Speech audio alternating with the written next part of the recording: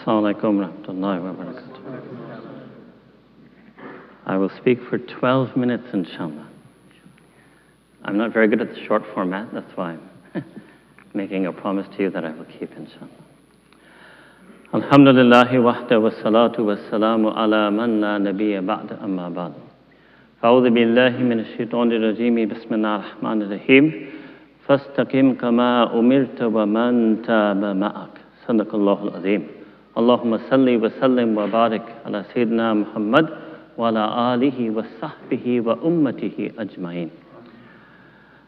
In this verse of Quran al-Kareem, Allah subhanahu wa ta'ala, and I'm just going to generalize the verse out of its context for tonight, Allah subhanahu wa ta'ala has addressed Sayyidina Rasulullah sallallahu alayhi wa sallam directly, Fastaqim, have istiqamah, kama umirta, as you have been commanded.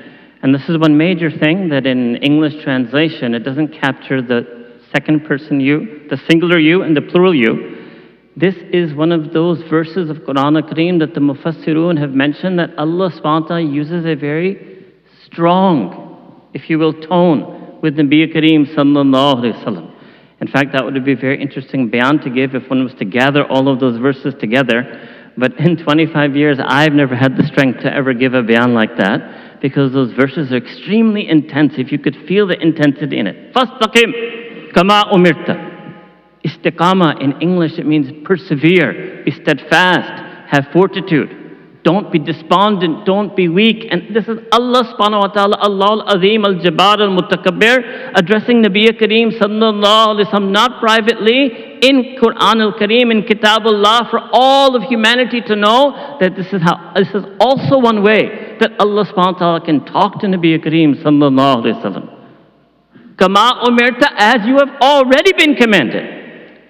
وَمَنْ تَابَ مَعَكَ, and every single person who has made tawbah with you. In the first instance, this means Sahaba Kiram radiallahu ta'ala anhum ajma'in, that they made tawbah from disbelief, shirk. But in a sense, by extension, each and every one of us, whether we were born Muslim and then at some point in a mature adult stage chose to follow the path of deen, or we accepted Islam from outside deen, all of us in a sense are addressed by this command, istiqamah. The full version of this talk is that there are three things that prevent us from having istiqamah. There are three feelings that we need to get istiqamah, and then there are three actions to do. So I'm just going to do the first part for you very quickly, which are the three things that prevent us. The first is hopelessness within. Why? Because you try, and ultimately you fail. It can be istiqamah on anything. Maybe you made niyyah that I want to pray Fajr Salah every day. Maybe you lasted 10 days, 30 days, 40 days, and one day you miss it. And then again you try, and then again you miss it, and then again you try, and then again you miss it. Or you made niyyah, intention that you're going to lower your gaze, or you're going to control your tongue, and you only lasted so long, and you see this about yourself, and you start getting hopeless. This is a misunderstanding. Istiqamah is not a result. Sometimes people who are, students of deen, seekers of deen, they think istiqamah is the end goal. Like if somebody is really advanced, they get istiqamah. Because they think that istiqamah means to be constant and consistent in your results. In our deen, istiqamah means to be constant and consistent in your efforts. I'll give you an example. Imagine there's a boxer in the ring.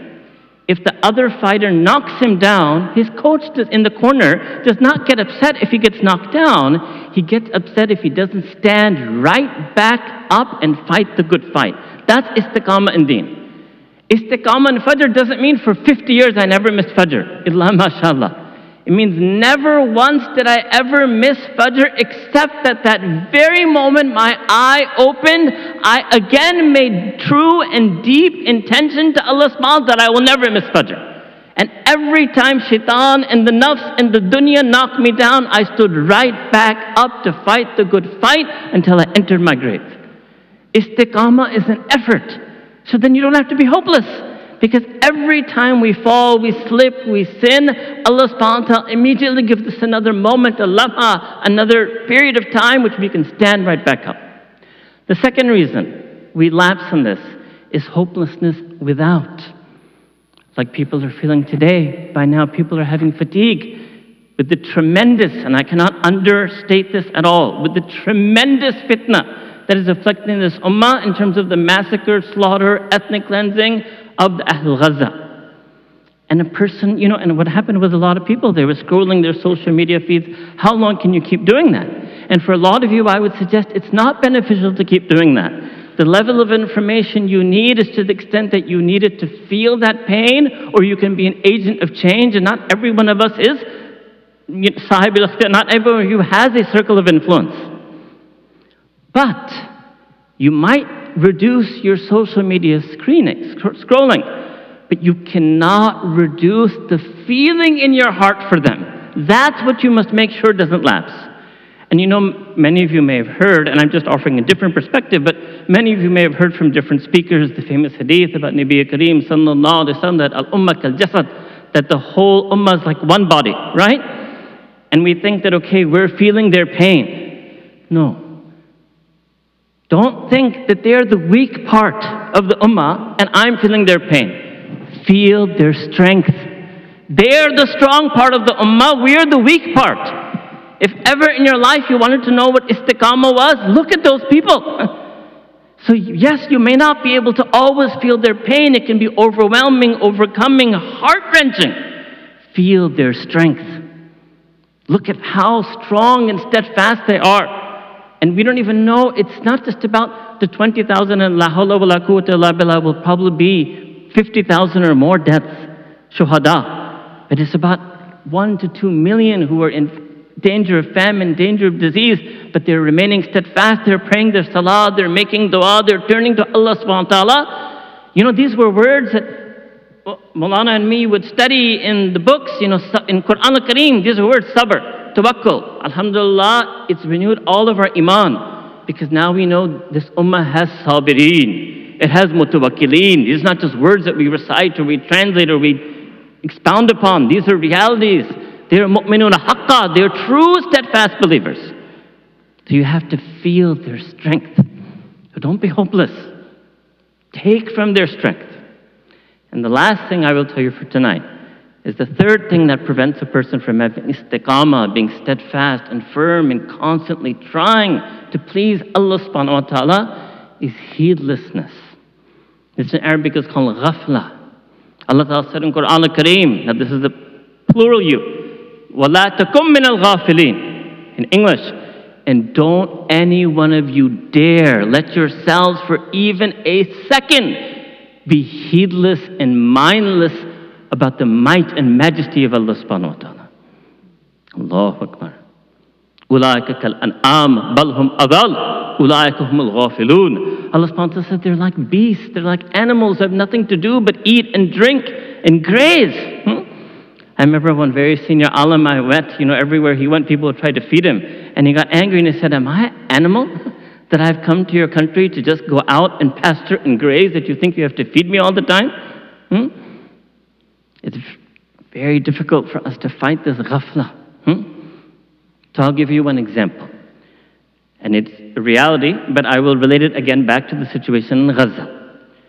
Allah subhanahu wa ta'ala is Al-Basir, Al-Alim, Al-Khabir. He's intimately aware and knowing and watching everything that we do. Ana alaykum raqiba. He is intensely vigilant on us. So I want you to imagine, like you see in security surveillance cameras. So you will see the person who's watching that has a monitor with multiple screens. I just want you to think that, and it's a reality, that on one screen, Allah subhanahu wa ta'ala is watching the Ahl Gaza, children being slaughtered, wives being widowed. And then Allah ta'ala is watching you, simultaneously, in real time. What do you think? Do you want that you are looking at, na'udhu something on the screen inappropriate? At the very same time, Allah Ta'ala can see you doing that, and at the very same time, Allah Ta'ala is seeing your Muslim sister get slaughtered?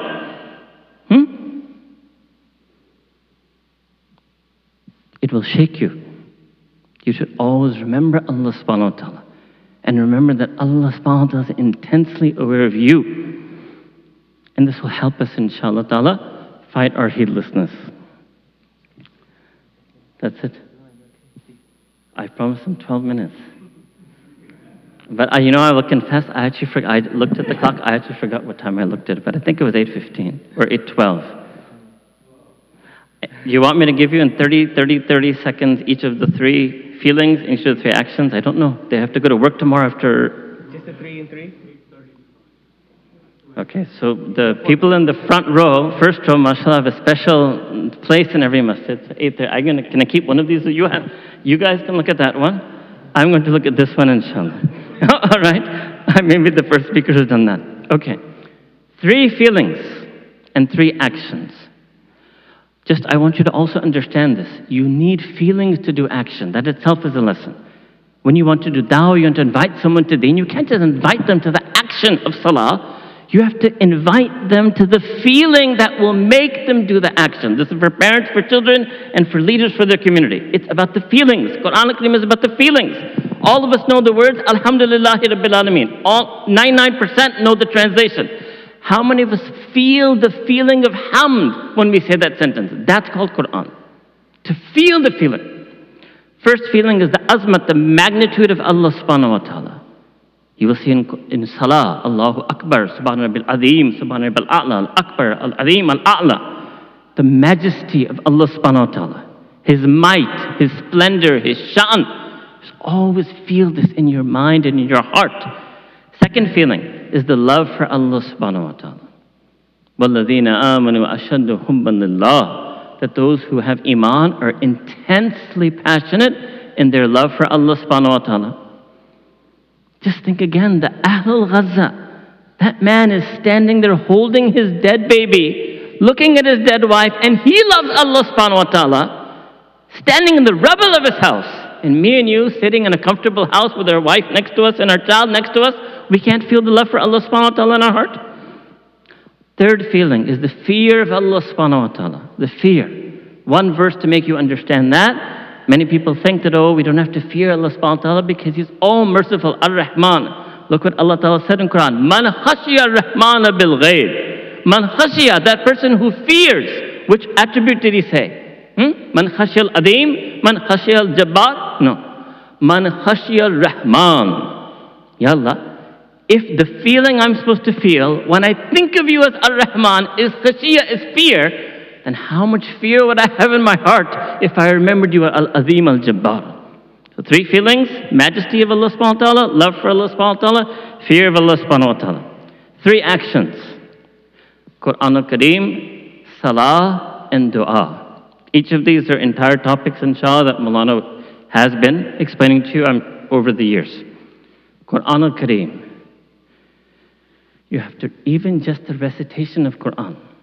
إِذَا تُلِيَتْ عَلَيْهِمْ آيَاتٍ. This is when the verses are recited, but زَادَتُمْ إِيمَانًا. Just the recitation of Quran will increase you in your iman, will make you feel steadfast. You think you're slipping? Just pick up the Quran and recite it.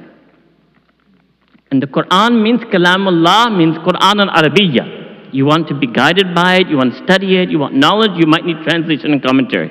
You want the nur of the iman from it? Kalamullah is Quran al-Arabiyyah. There are many, many ways to engage in Quran al-Kareem. Second is Salah. Improve the quality of your Salah. There are many places to start. In 30 seconds, I would say start with your sajda. Just think, even you could start with your ruku. So you start in, this is the whole thing you must learn, the feelings of Fatiha. Not the meanings, the feelings of Fatiha. I just want you to think that you start from Alhamdulillahi Rabbil Alameen, Allah Ta'ala's Rabbil Alameen. By the time you go in ruku, Subhana Rabbi. Subhana Rabbi al-Azim. He's my Rabb. That's what Rabbi means. He's my Rabb. This is the feeling that by the end of Fatiha, you're so in love with Allah subhanahu wa ta'ala that He's so amazing that while you first attested to His might and majesty as Rabb of the Alameen, by the time you go in ruku, He's mine. And then in sujood, He's mine. Subhana Rabbi al-A'la. Fix your salah. And last thing is dua. Dua. Always make dua to Allah subhanahu wa ta'ala. Make the du'as that are mentioned in Quran al-Kareem. Make the du'as that are mentioned in the Sunnah of Nabi Kareem sallallahu alaihi wasallam. Make dua in your own language and your tongue, and make dua in your mind, and make dua in your heart. Make dua when you're walking, when you're sleeping, when you're waking. You should constantly be making dua to Allah subhanahu wa ta'ala. Inshallah ta'ala, if Allah ta'ala gives us the tawfiq to have these 3 feelings, of the majesty of Allah Ta'ala, love for Allah subhanahu wa ta'ala, fear of Allah subhanahu wa ta'ala, and we work on these three actions, recitation and connection with Quran al-Kareem, improving quality of salah, making dua, that will be, inshallah, enough to overcome the heedlessness and hopelessness that we fear. May Allah Ta'ala give you and me and all of our families and friends and colleagues in this whole community and the ummah true istiqamah on deen. Wa akhiru da'wana alhamdulillahi rabbil alameen. We just want to say Jazakumullah khairan to Mufti Sahib for honoring us with his presence here, and may Allah subhanahu wa ta'ala bless him and increase him in knowledge and goodness and allow his words to be a sadaqah jariyah till the day of judgment. Ameen ya Rabbil Alameen. Jazakumullah khair to everyone, inshallah.